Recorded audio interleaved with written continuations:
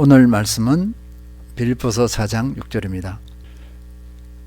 아무것도 염려하지 말고 다만 모든 일에 기도와 간구로 너희 구할 것을 감사함으로 하나님께 아뢰라.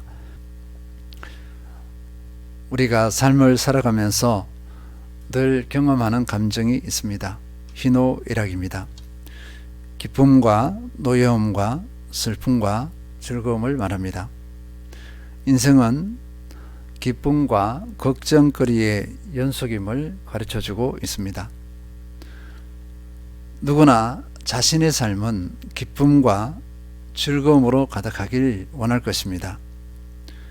기쁨과 즐거움만 있었으면 좋겠다 할 것입니다. 그러나 현실은 하루도 편안한 날이 없습니다. 하루도 마음을 놓을 수 있는 날이 없습니다. 개인의 삶이나 공동체도 마찬가지입니다. 가정에서의 삶을 보시기 바랍니다. 마음을 놓을 수 없습니다. 교회도 마찬가지입니다. 늘 이런저런 일들이 일어납니다. 삶의 현장은 어떻습니까? 더욱 그러할 것입니다. 상황과 환경을 예측할 수 없고 호락호락하지 않다는 것을 의미합니다. 예측할 수 있고 내 마음껏 통제할 수 있다면 노여움, 슬픔, 걱정 등을 일으키는 부정적인 일은 일어나지 않을 것입니다. 그런데 이런 예측과 통제의 상상은 절대 일어나지 않습니다. 인생은 아무도 예측할 수 없고 아무도 통제할 수 없기 때문입니다. 우리의 삶을 조성하시는 분은 오직 하나님이십니다. 하나님께서 우리에게 상황과 환경을 주시기 때문에 그렇습니다. 우리의 상황과 환경을 만드시는 분은 오직 하나님이시다. 세상 사람들은 이 사실을 받아들이지 않을 것입니다. 그런데 우리 믿음의 사람들은 이 사실, 이 진리를 믿음으로 받아들입니다. 마땅히 받아들여야 합니다.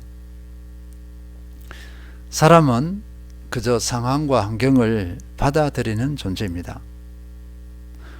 이것을 부정하고 상황과 환경을 예측하려고 하고 통제하려 할수록 오히려 더 큰 문제가 일어납니다. 사도 바울은 그리스도인이 자신이나 공동체에게 다가온 상황과 환경을 어떻게 받아들여야 하는지를 빌립보 성도들에게 가르치고 있습니다. 오늘 본문 말씀, 아무것도 염려하지 말고 다만 모든 일에 기도와 간구로 너희 구할 것을 감사함으로 하나님께 아뢰라. 아무것도 염려하지 말고 있습니다. 이 염려하지 말라는 명령, 이 권면을 지금 하고 있는데요.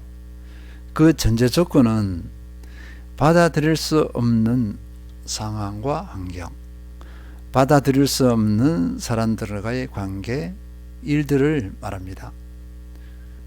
내가 스스로 통제할 수 있다. 또는 통제할 수 있을 뿐더러 내가 어느 정도 조정도 할 수 있다. 이렇게 하면 염려할 일이 없습니다. 내가 스스로 통제할 수 없는 현재의 상황과 환경, 내가 통제할 수 없는 미래와 상황을 전제로 해서 염려하지 말라고 하는 것입니다. 염려라는 단어는요, 사전에서는 여러 가지로 마음을 쓰며 걱정하는 것을 말하고 있습니다. 원어적으로 보면요, 불안하고 괴롭히는 근심을 짊어지려고 하는 것, 미래의 짐을 짊어지려고 시도하는 것을 의미합니다. 현재와 미래 부분입니다. 특히 자신이 통제할 수 없는 것들에 대한 부당한 걱정이라는 부정적인 의미를 담고 있습니다. 통제할 수 없는 것에 대한 부당한 걱정이라고 했어요. 그러면 통제할 수 없는 것에 대해 걱정한다는 것은 우리가 해서는 안 될 것이라 이렇게 설명하고 있습니다. 이렇게 부당한 걱정을 이렇게 표현하고 있어요. 그런데 염려는요, 누구나 그 상황과 환경에 반응하는 일반적인 감정과 일반적인 태도입니다. 일반적이라고 하면서 이 감정에 사로잡혀 버리면, 염려의 감정에 사로잡혀 버리면 현재의 상황과 환경, 미래의 상황과 환경에 포로가 됩니다. 늘 염려로 안절부절합니다. 불안한 가운데 삶을 살아갑니다. 한순간도 평안할 수 없습니다. 이 염려는 결국 자신의 삶을 파괴해 버립니다. 자신이 살아야 할 삶을 살 수 없게 만들어 버립니다. 이 염려는요, 자신에게 갇혀 있을 때 나타나는 현상이라 할 수 있습니다. 특히 믿음의 사람이 염려에 사로잡혔다. 나는 그리스도인입니다. 예배 드리고 기도하고 다 해요. 전도도 하고 다 합니다. 그런데 염려에 사로잡혔다는 것은 그 믿음에 치명적인 결함이 있음을 보여주고 있습니다. 그 믿음의 행위에 또는 그 내면에 치명적인 결함이 있다는 것입니다. 염려는 근본적으로 하나님을 인정하지 않고 의식하지 않은 데서 오기 때문입니다. 하나님을 인정하고 하나님을 의식하면 염려하지 않습니다. 하나님의 보호와 그 인도하심에 대한 의심에서 오는 것이기 때문입니다. 결국 이 염려는요, 무엇을 의미하느냐 하면 하나님을 믿지 않고 신뢰하지 않는다는 것을 의미합니다. 지금 우리가 나누는 것은 믿음의 사람에 대한 이야기예요. 우리에 관한 이야기입니다. 세상 사람들에 관한 얘기가 아니에요. 그분들은 하나님을 몰라요. 그런데 우리 믿음의 사람이 이렇게 염려할 수 있다는 것입니다. 하나님을 믿는다 하면서 염려할 수 있다. 이런 염려의 사람을 한마디로 믿음이 없는 사람으로 규정하여도 무방합니다. 믿음이 없다 그러면 좀 심하게 들리면은 믿음이 부족하다 이렇게 표현하는 것이 적절할 것입니다. 이런 염려의 사람은 사도 바울이 주님 안에서 항상 기뻐하라고 이렇게 명령했습니다. 우리가 지금 이미 말씀을 다 나눴고요. 그런데 이 염려의 사람은 주님 안에서 항상 기뻐하라. 이 항상 기뻐하는 것을 이해하지 못합니다. 이 무슨 말인지 몰라요. 그것을 받아들일 수 없습니다. 그러니까 기뻐하는 삶을 살아갈 수 없습니다. 사도 바울은 엄중하게 명령하고 있습니다. 아무것도 염려하지 말라. 믿음의 사람은 염려할 일이 없다는 것입니다. 아무것도라는 조건을 붙였어요. 그러면 믿음의 사람은 염려할 일이 아무것도 없다. 이렇게 해석할 수 있습니다. 여기 아무것도에는요, 사람의 능력을 초과하는 일들, 내가 통제하지 못하고 감당하지 못하는 일들 모두를 포함하고 있습니다. 아무것도 염려하지 말라고 할 때 내가 통제할 수 있는 일반적인 일들에 의해서 얘기한 것이 아니에요. 이 아무것도에는요, 내가 감당할 수 없는 것들을 말합니다. 내가 어찌할 수 없는 그런 일들을 의미한다고 볼 수 있어요. 그러면 왜 아무것도 염려하지 말라고 했는가? 마태복음 6장 34절, 우리가 잘 알고 있는 말씀 구절입니다. 그러므로 내일 일을 위하여 염려하지 말라. 내일 일은 내일이 염려할 것이요 한날의 괴로움은 그날로 족하니라. 내일 일이라고 했습니다. 내일 일은 내 통제를 넘어서는 일입니다. 내가 감당하지 못하는 일들이에요. 이 일들을 염려하지 말라는 것입니다. 그럼 왜 염려하지 말라 했느냐 하면, 이 내일 일이라는 것은요, 모두 하나님의 영역입니다. 내일 일에서 너가라고 하지 않았어요.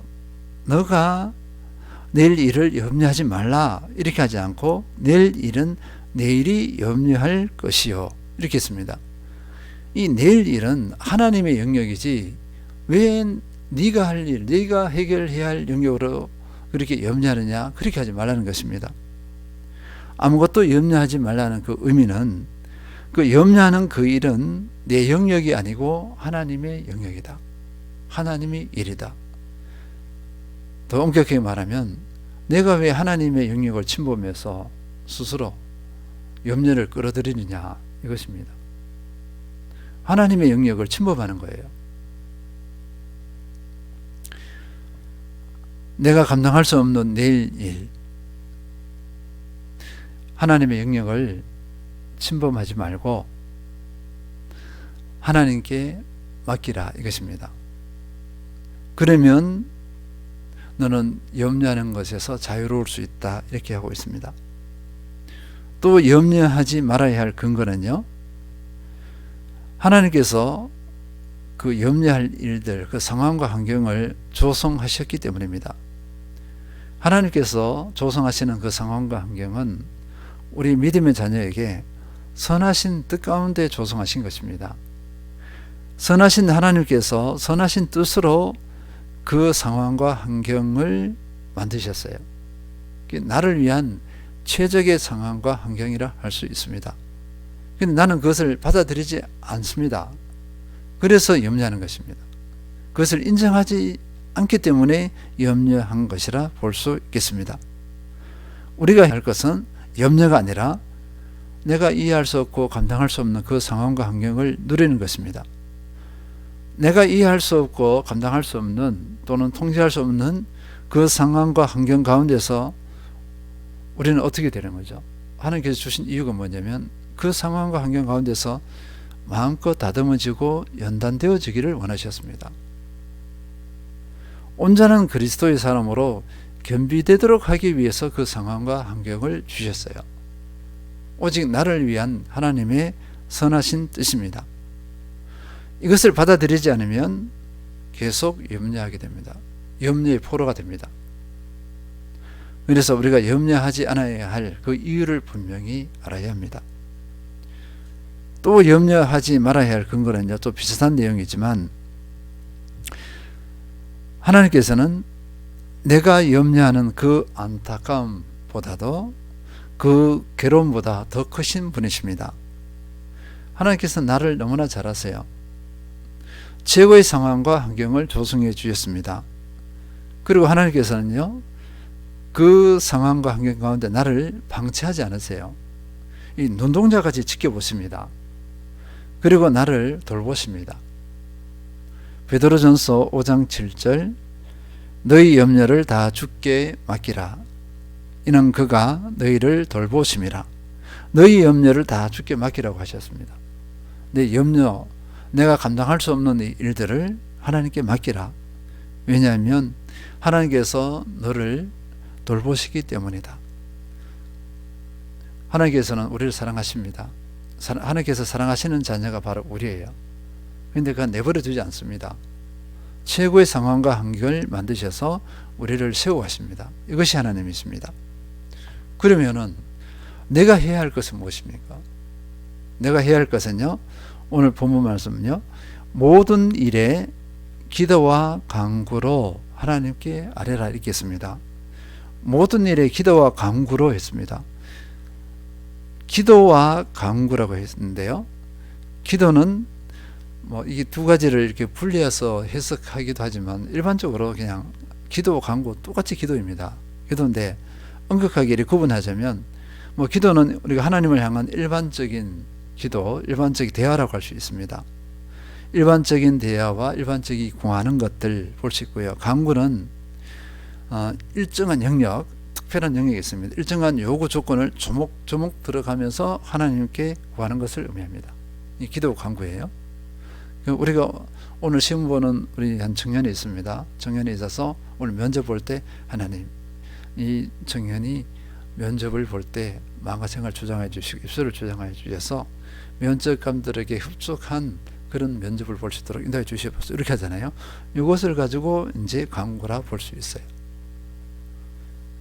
이 기도와 간구는 일정 부분이 아니라 모든 삶의 모든 영역에서 모든 일이라고 했습니다. 모든 일을 가지고 그렇게 기도하는데 지속적으로 기도해야 된다. 이것을 내포하고 있습니다. 아뢰라는 것은 한 번 딱 아뢰고 마는 것이 아니에요.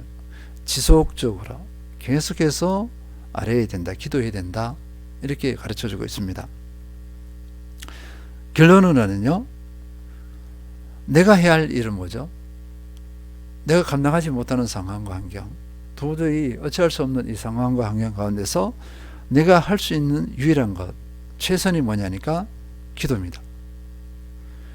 기도 외에는 다른 대안이 없다. 기도 외에 왜 다른 대안을 찾느냐고 때로는 하나님께서 우리를 책망하십니다. 우리는 기도 외에 하려고 하는 게 뭐죠? 사람을 의지하거나 상황을 의지하거나 다양한 것이 있습니다. 이 새벽에 말씀드리기가 좀 그런데요, 우리가 이 지하교회에 있는 것이 지하교회잖아요. 이것에 대해서 주변의 분들이 자꾸 저를 책망해요. 어떻게 책망하느냐? 안이하다고 책망하죠. 왜 지하를 벗어나려고 하지 않느냐? 안이하다 이렇게 합니다. 그럼 제가 마음이 좀 상해요. 그래서 저는 뭐냐면, 지하에서도 하나님께서 함께 하시고 지상에서도 함께 하시는데, 지상을 얘기하는 것은 사람의 편리입니다. 편리 때문에 그 얘기하는 거잖아요. 왜 그것에서 좌우되어야 하느냐? 이렇게 해서 제가 그렇게 한 것이지, 뭐 지상에 가고 싶지 않은 목회자가 어디 있겠어요. 어쨌거나 저는 이렇게 하나님께 의지하고 하시면 하나님 때에 이 지상으로 갈 수 있도록 다 해주시리라고 봅니다. 그 믿음이 중요한 것 같아요. 지하에서도 할 수 있다는 게 오히려 더 큰 믿음이 아닌가요? 저는 그렇게 생각하는데 주변의 분들은 그렇게 생각하지 않은 것 같습니다. 어쨌거나 기도의 승리는 염려의 승리입니다. 염려에서 승리할 수 있는 비결, 상황과 환경을 이길 수 있는 비결입니다. 그런데 사도 바울은요, 중요한 단서를 하나 달았어요. 그냥 기도하라 하지 않고 그 앞에 뭘 달았죠? 감사함으로 이렇게 했습니다. 이 감사함으로를 왜 붙였느냐 이것입니다. 지금 기도하고 있는 것입니다. 이미 이루어진 것이 아니에요. 우리가 흔히 감사할 때는 추수감사 그러면 원래 베풀어 주신 은혜들에 대해서 감사잖아요. 열매를 맺게 해주신 것. 그런데 지금 기도하고 있는데 감사를 얘기하는 겁니다. 그러니까 현재의 문제, 도저히 감당할 수 없는 현재 상황과 환경, 또 미래에 감당할 수 없는 그 상황과 환경을 두고서 지금 기도하고 있는데 감사함으로 기도하라고 이렇게 명령하고 있어요. 그러면 왜 감사하라고 했는가? 이 감사의 의미가 무엇인가 하는 것입니다. 감사는요, 하나님께서 하실 것을 믿고 신뢰하는 것을 의미합니다. 지금 기도하는데 하나님을 믿고 신뢰함으로 기도하라는 것입니다. 하나님께서 행하실 것을 믿고 신뢰하면서 기도하라. 하나님께서 이루실 것을 믿고 신뢰하면서 기도하라. 이것을 가르치고 있습니다. 다른 말로 말해서 이 믿고 신뢰한다는 것은 하나님을 인정하는 것입니다. 기도를 하는데 하나님을 인정하지 않고 기도를 할 수 있어요. 그런데 우리의 기도는 하나님을 온전히 인정하면서 기도하라. 인정하는 것의 표현이 믿고 신뢰하는 것입니다. 내가 감당하지 못하는 또는 내가 통제하지 못하는 상황과 환경에 대해서 하나님을 온전히 인정하며 기도하라. 이렇게 되어지면 내 삶을 온전히 맡깁니다. 하나님, 내 삶을 온전히 조성해 주시옵소서. 선한 것으로 결실하게 열매 맺게 하실 줄 믿습니다. 이렇게 고백하는 것입니다.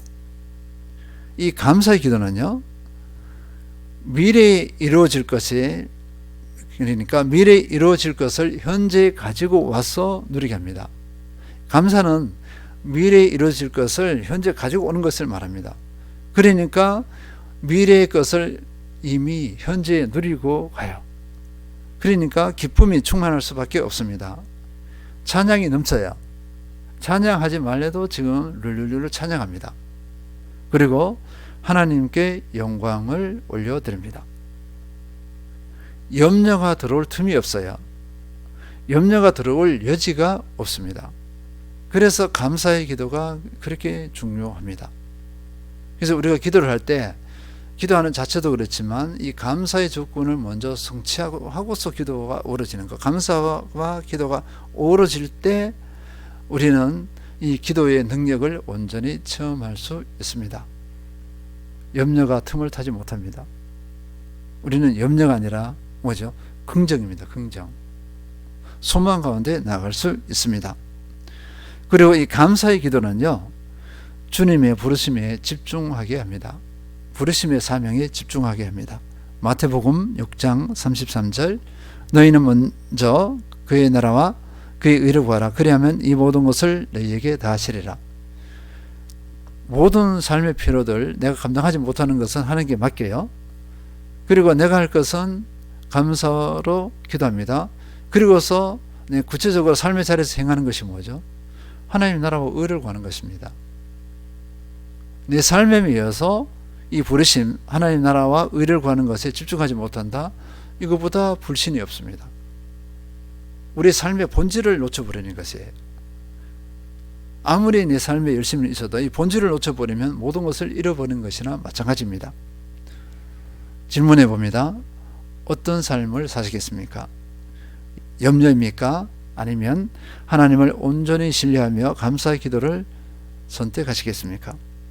하나님 신뢰와 온전한 감사의 기도에 승리하셔서 진정 상황과 환경을 능히 이기는 그 한 사람, 하나님께서 하실 그 일들을 마음껏 누려나가는 그 한 사람 되시길 축원드립니다.